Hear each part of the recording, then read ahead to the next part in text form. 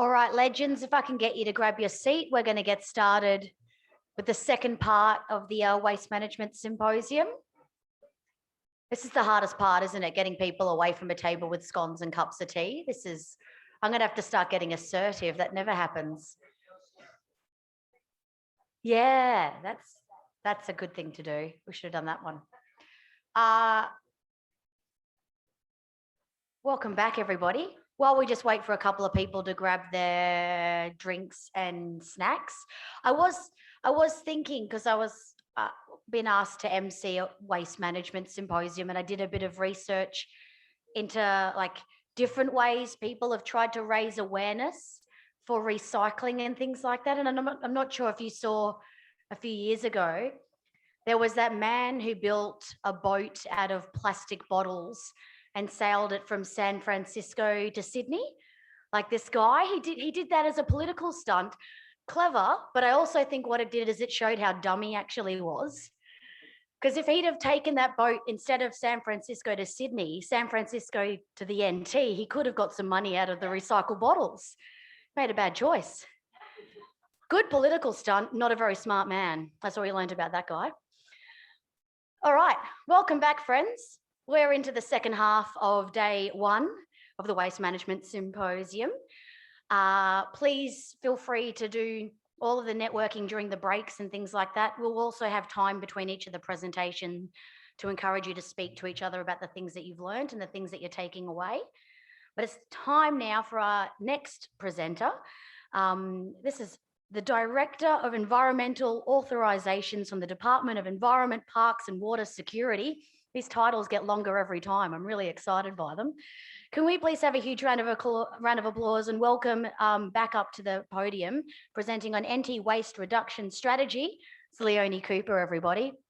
Big round of applause for Leonie. Here we go. We kind of need the round of applause to go until they get to the microphone. I reckon we can, that's it. Thank you.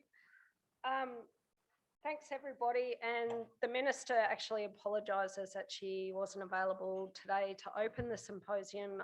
She's actually in estimates, so change of scheduling there has impacted on her being here, but she, I guess, is very, very excited that that we've come back together. This is, the fourth time now, I think.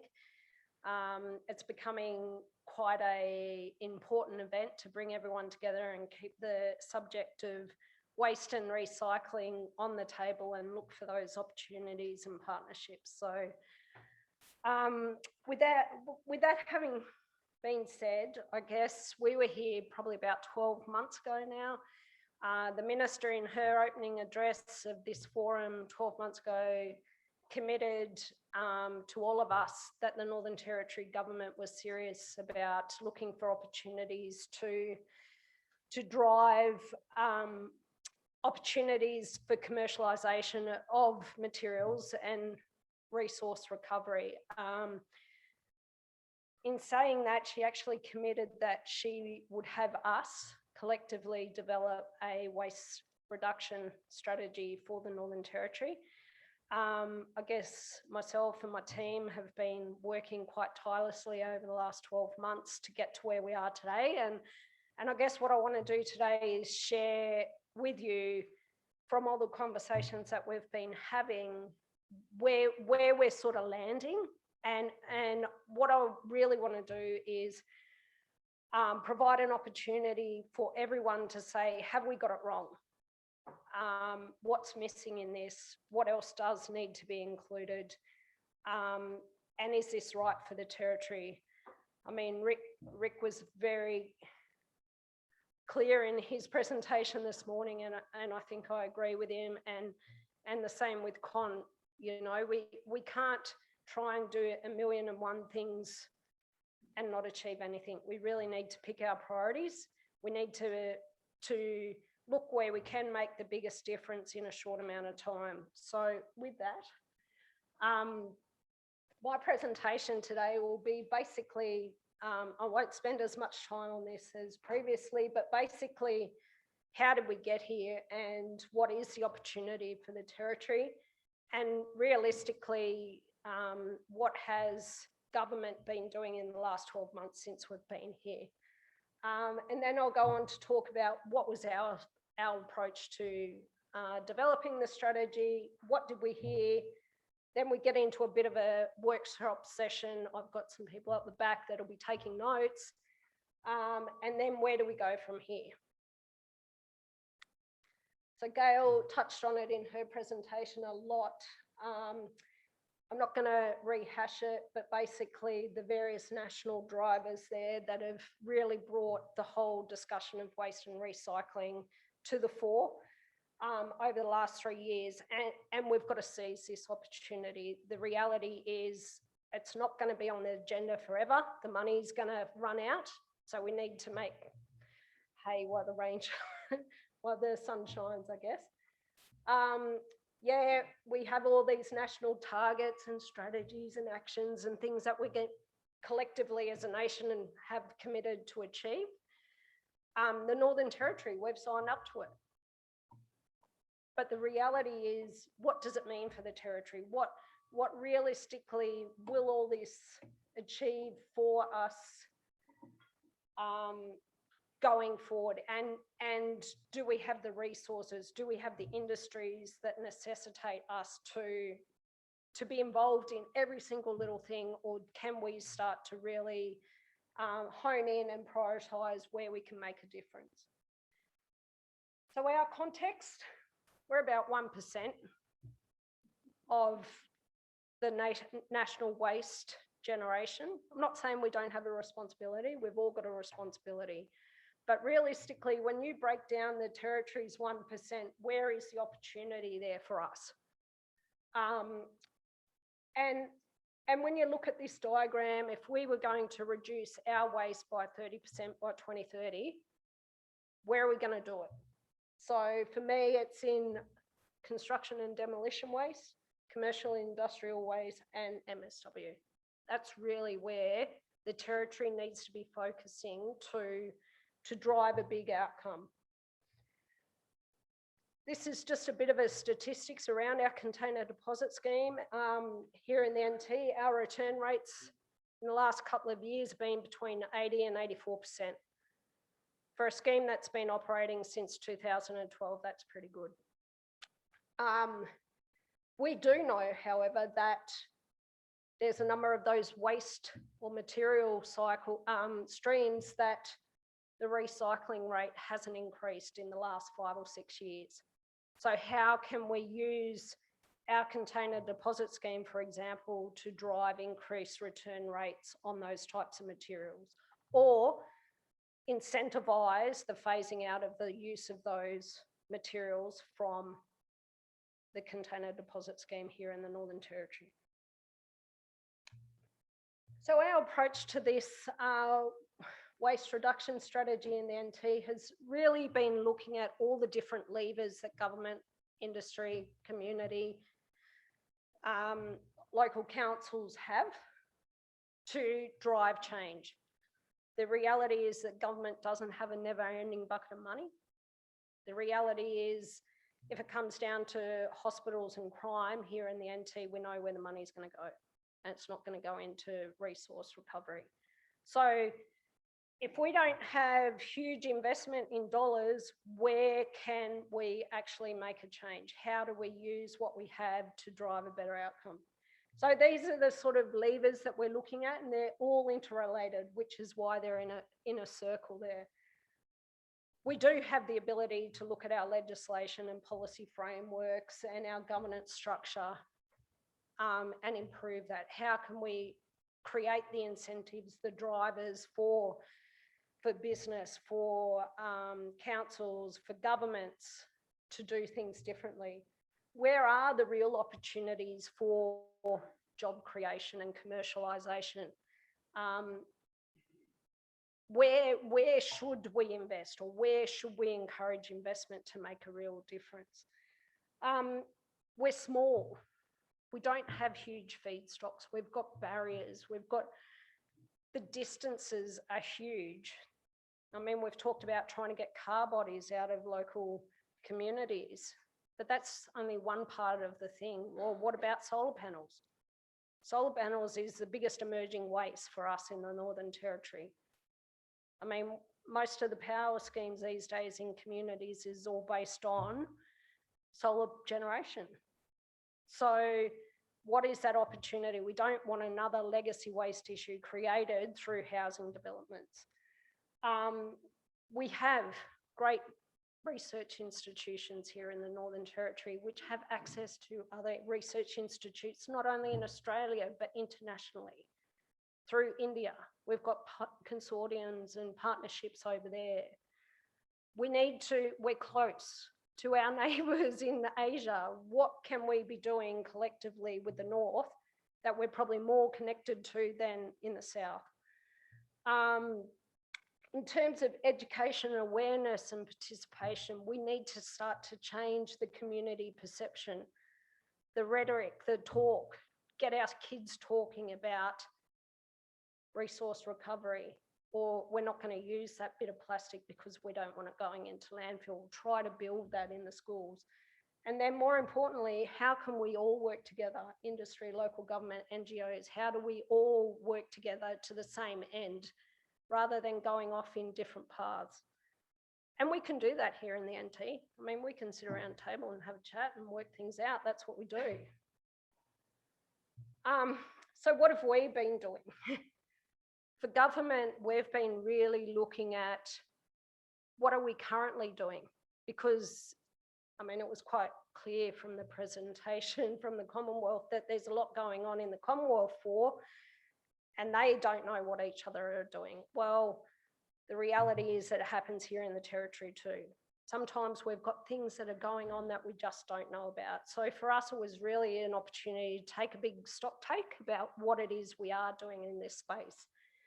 And more importantly, what can we be doing? What opportunities are really there?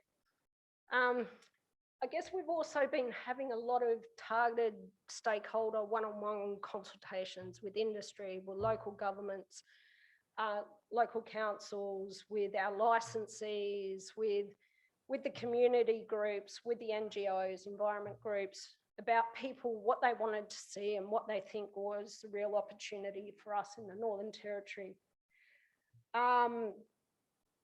We've actually really honed in on our understanding our waste, particularly from our industry.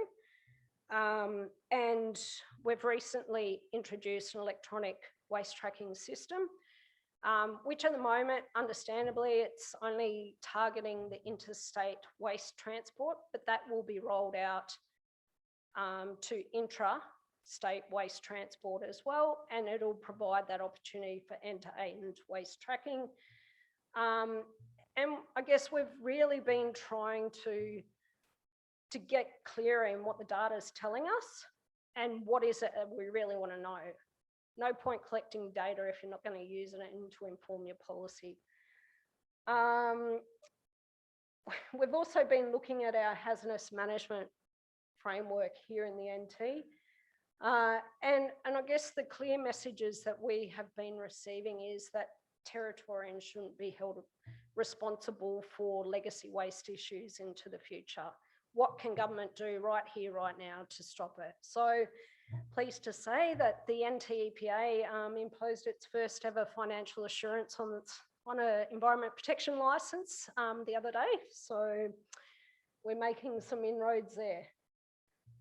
On the back of that, and I guess Territorians may have heard a lot about this in the last 12 months or so, the Tersi report and how the Territory needs to do things better, more efficiently. How do we create opportunities for industry, which for us has set us on a major reform to our legislative processes and how we can provide one-stop shop for licenses and approvals and turn around things in a quicker time frame whilst not having an impact on the environment. Well, sometimes that creates a tension, and yeah, suffice to say, it made us take a big step back and say, how are we doing business at the moment? Is there a better way to do it? That's resulted in a number of legislative reforms, which particularly around the container deposit scheme, which I won't go into too much here because it's in the Parliament at the moment.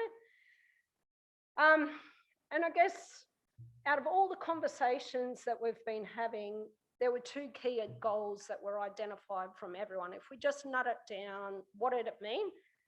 People were looking for those opportunities to facilitate a circular economy and how overall we're going to minimise environmental harm. So I guess the waste reduction strategy, what we really want to achieve is actually to look at the economy, to drive those opportunities, look at the way that we regulate, create those efficiencies, but make sure that the environment is protected. And if there are unnecessary barriers in place as a result of legislation and it's just there for the sake of it, do we really need to have it? There has to be the ultimate mantra there around protecting the environment. What are the levers there to reduce waste generation in the NT and the amount going into landfills? What does that look like? What incentives are there to increase resource recovery? And more importantly, where are those niche opportunities to drive recycling and I guess materials reuse? Where is the education? Where is the collaborations? So what does this mean?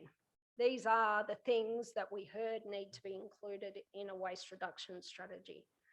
A firm commitment to phasing out problematic single-use plastics by 2025. What does that mean for the NT? Well, at a minimum, it could include partnerships with the Boomerang Alliance and ACPO to introduce plastic-free spaces and beaches in the NT, but it might also include legislation. I guess for us, and this is, I guess, the work that Rick Ralph and the central councils and DEPWS from CDU, it's actually about understanding our waste, particularly in regional and remote areas. We've sat up here for the last 3 years and talked about legacy waste till cows come home. What does it actually look like? What is the issue? What is the extent of it? And where is, more importantly, what is the real opportunity for industry? If we're going to get this stuff out, how do we make it happen? How much is going to cost? So I guess Rick and the project that he's been successful in getting some funding for will help pave the way in that space for us. Government needs to create the demand for reusable and recycled products, and it can do a lot within its own operations to cause that to happen. So for us, we've been looking a lot at procurement practices. How do we build for our roads, for our buildings? How do we build in the use of crushed concrete, for example, in road base, or crumbed rubber, or whatever it may be, glass? How do we start to build those in? Where does green buildings fit in? Where do, I guess, accreditation schemes fit into the scheme of things? We need to be clear, though, on what our construction policies are and the specification. Industry needs certainty, needs clarity. And we can't be having industry come to us at the last minute with an opportunity and say, well, we haven't got specifications in place. We need to get on the front foot and have them there now, because that's where the opportunities will come. We need to be looking at inclusions around contracts requiring removal of waste in regional communities. Or if there's not removal, what does it look like? How does it feed back into councils to enable them to effectively manage the waste that has been created through housing developments, for example? And more importantly, if you have these things in contracts, make sure you bloody well enforce them, because if they're there and they're not enforced, they're meaningless. We need to think better about beneficial reuse of waste. And I've put a number there, particularly around wastewater and biosolids. Particularly here in Darwin, our major industry produce a fair bit of wastewater. At the moment, a lot of that is going into Darwin Harbour. Yes, it's treated, but it's going into Darwin Harbour. Is there an opportunity to use that treated wastewater to facilitate green areas? We have infrastructure down at East Arm. Why aren't we using it? More importantly, biosolids. Everyone goes to the toilet and expects it to go somewhere. Well, it does, into a big pile essentially, but is there an opportunity to turn that product into a reusable material? And I think we had some conversations earlier. Yeah, so it's been a fair bit of work that we've been talking with Power and Water about, and there are real opportunities. And I guess this is the one that I said earlier about ensuring that Territorians are not liable for ongoing management, remediation costs or environmental harm. And this is where levies can come in. But at what point do you apply the levies? And I think that's part of the conversation that we were having earlier about, do you apply it at the point of sale? Do you apply it at the point of generation? Do you apply it at the point of disposal?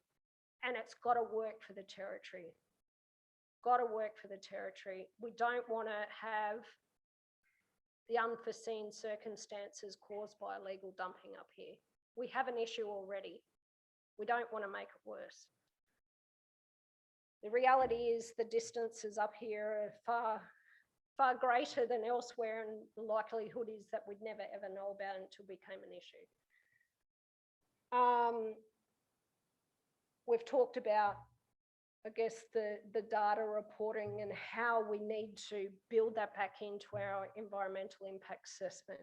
We need to start doing strategic environmental risk assessment to give certainty to industry around where can development occur, and so that they're not coming with a proposal and spending 3 years in an environmental impact assessment process. How can we front end load that?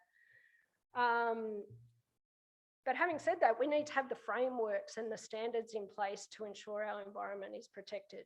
We need a wastewater framework for the NT, starting with Darwin Harbour, where the primary impact is occurring at the moment. We need air quality standards. It's okay to have all this industry. I mean, we're facilitating industry development, but need to have things in place to protect the environment at the same time. Industry needs to know what those standards are up front. They're going to invest, they need to understand what those requirements are. We need to look for those opportunities to foster innovation and collaborations, but what are the research priorities? You know, what are the innovation priorities? Where should we be moving? Should we be having a CRC on waste and recovery in the NT or Northern Australia? Where are those real opportunities to prioritise research funding? They do it down south everywhere. They've got nest pubs and everything else. Is there an opportunity for WA, Northern Territory, Northern Queensland, our Asian neighbours, to partner, to align? More importantly, do more work with our schools. What is the curriculum, what is the narrative that we want to create? It's great that they're doing a lot of work on collecting containers and doing community gardens, but what is the messaging that we want to start changing in the home environment? How can we build that in as part of the sustainability unit for each year group in the primary years, for example? How can we start that thinking? So that's what we heard. Have we really missed anything? Are there things that people think should be in there that we just haven't touched on? Don't be scared. This is the opportunity, yeah.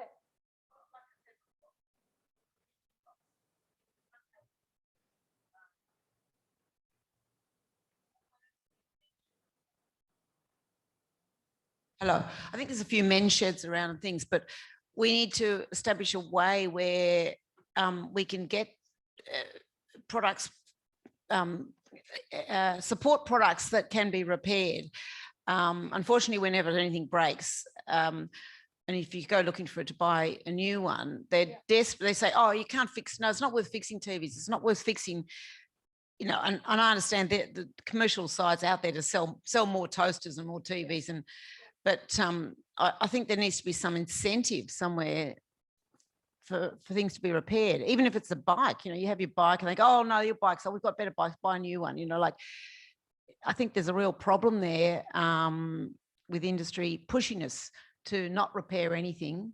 And I'm not sure how you tackle that, but, and Territory's not in charge of its own taxes, but we need to perhaps advertise more or promote more that you can, despite what you hear when you go to a shop, you can take your products to be repaired somewhere. I don't know how we get that message to the public, but I think we need to, because they're being told the opposite message by commercial outlets. So I heard a couple of things in that. Or a Levy, and I heard, and I also heard education, and I also heard incentives.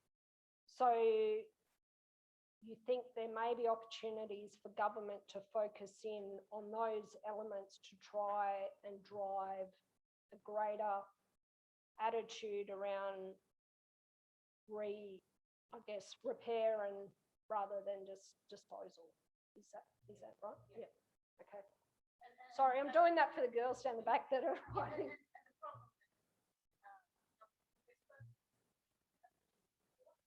Yeah.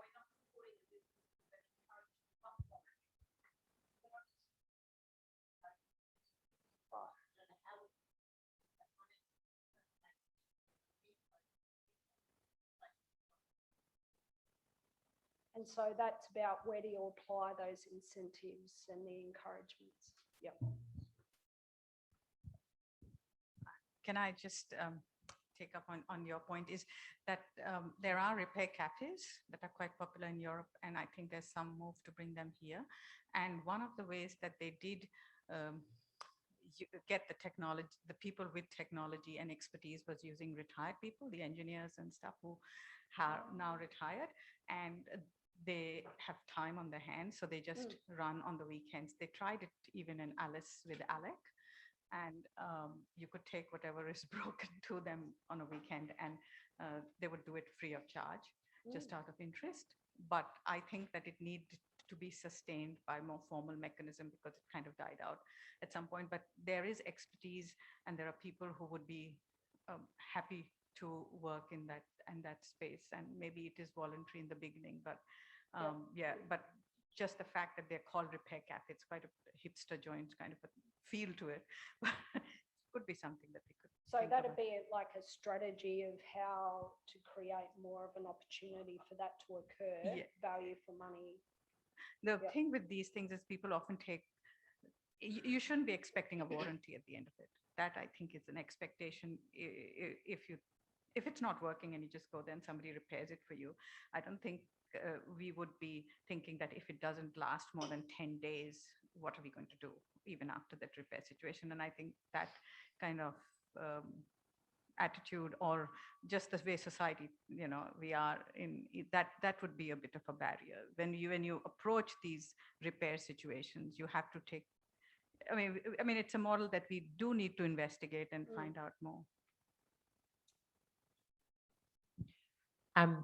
Late to the party, but a few things that struck me was still a little bit linear thinking. Yep. So again, you know, the idea that we've put a financial insurance on a site that is trying to manage material that's been given to it, always a real challenge for us in resource facilities, cost again on our business. Yeah.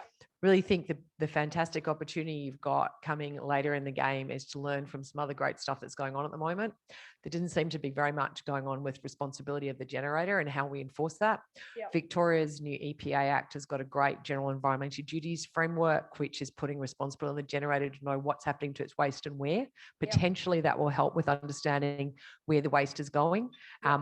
New South Wales is also looking at, from a C&D perspective, how getting the demolition the construction company to pay the cost at the gate. So Yep. again, it's got a reportable piece to it. Yep. So I think there's a great sort of shared responsibility piece there that could be captured. Yep. Yeah. Because it also helps with funding. None of this is going to happen without funding. And I don't understand why government and councils have to keep paying for everyone else's shit, Yep. to be clear. Product stewardship, there's a really big opportunity here. And I don't know if there's a hook in your act, but if there's not, please get one. Yeah. For solar panels and others. You know, New South Wales has got a hook in their act, WA's got it, and they claim their scheme, CDS, is product stewardship, but I'll fight about that one another day. But let's start dealing with materials locally. Yep. And a really huge opportunity. I keep hearing NT is different. It is different, but we're the regional strategies for those circular hubs and those community infrastructure. I love Queensland, remote and regional CRCs next to the tip shops, leveraging the community, the repair cafes, all that. Like, we should be having these regional strategies. The material gets in, let's help it get out, or let's help it circulate. Where do you see state-based product stewardship schemes? Well, New South Wales is currently looking at solar panels, for example, going it alone. So if you can't put it in your contracts, but there's absolutely a role for some of these schemes. Yeah, obviously government led. You've now also got the potential threat, woohoo, APCO and design framework coming in under the new legislation for single-use plastic, you know, so states starting to step up. Yeah. So, you know, CDS is it basically a state-based product stewardship that are used then through mutual recognition. Yeah. Single-use plastics, again, state-based through mutual recognition. So there's plenty. I think you just got to work out. E-waste is failing nationally, was my understanding. We've had a lot of... Tyres up here is classic for the Yeah. Northern Territory. So, you know, I think it's about identifying your material streams, your challenges, your volumes, your solutions. Don't agree, don't disagree, but then it's a polluter pays approach. There's got to be levies. Someone's got to pay for this. It can't just be councils and curbside. It's got to come from the generator. Okay.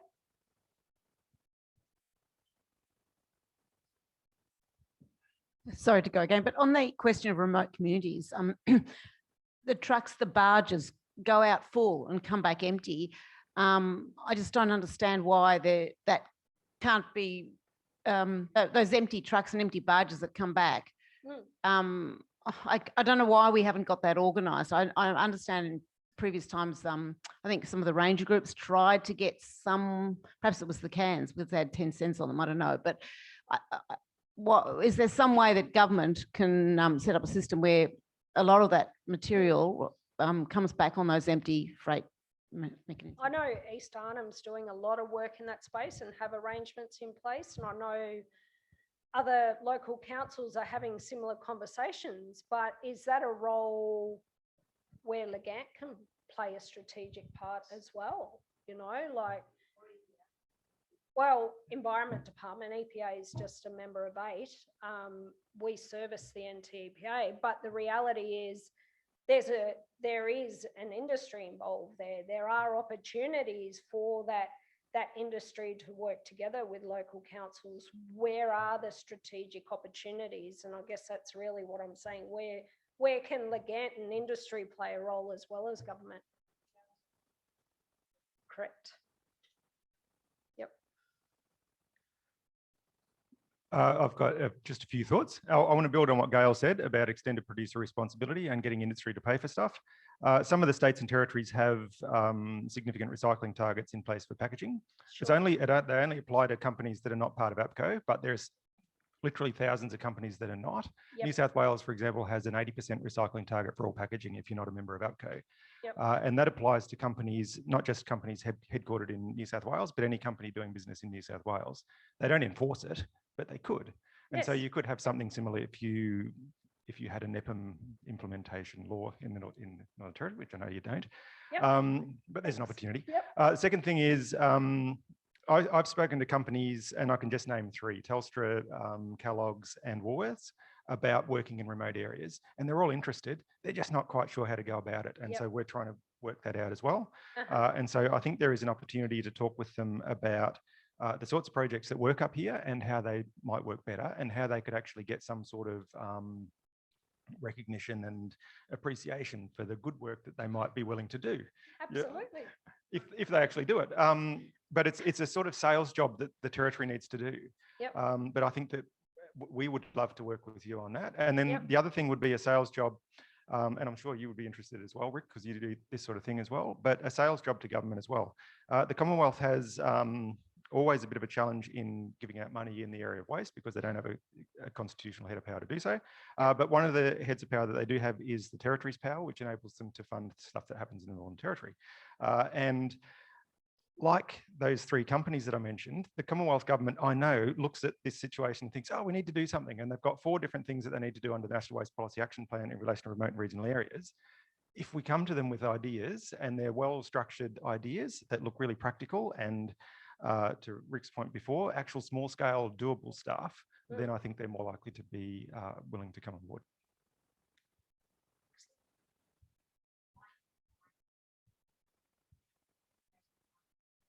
Okay, that's good. One more. Yeah, no, I think it's important from a local industry point of view to certainly reconfirm what Gail and Peter have both said. Absolute sense, make 100% support to it. Yep. I think the issue that you haven't put up, and we'll talk offline, reporting by government. You know, you've got all this use and stuff, but have the departments report on an annual basis of recycle contract or what they're actually doing in their contracts, Yep. name and shame. And I think in respect to, they won't like that. They won't like that. The other thing is, you know, is what's been said, the product stewardship, you've got 19 new schemes coming on. We know the failures that we've had in the Territory. I think we need a carrot and stick approach. Put that into the legislation reforms, the NEPM issue, be a bit brave in some of the legislative tools. Doesn't mean you have to turn them on, Yep. but you've got to be brave in that space. Excellent. So I've just got one more slide just to let everyone know where do we go from here. So basically where we're at now is we will take the feedback from this forum, incorporate it into our draft. Our timing on getting that to the minister is the end of July. And I guess between now and then, we're going to be going back to everyone and having conversations. This is what we've heard. This is what it looks like. We've got industry meeting, NGOs tomorrow. Basically, this will come out with an implementation plan. No use having a high-level strategy that just doesn't say anything. What does that mean? When are we going to do it by? Who's going to be involved in it? We're hoping that we'll go out for a 3-month consultation period just to give the community and everybody an opportunity to have more of a say. And then our plan is hopefully an approved plan by the end of the year, which for the Territory would be really exciting. Yep.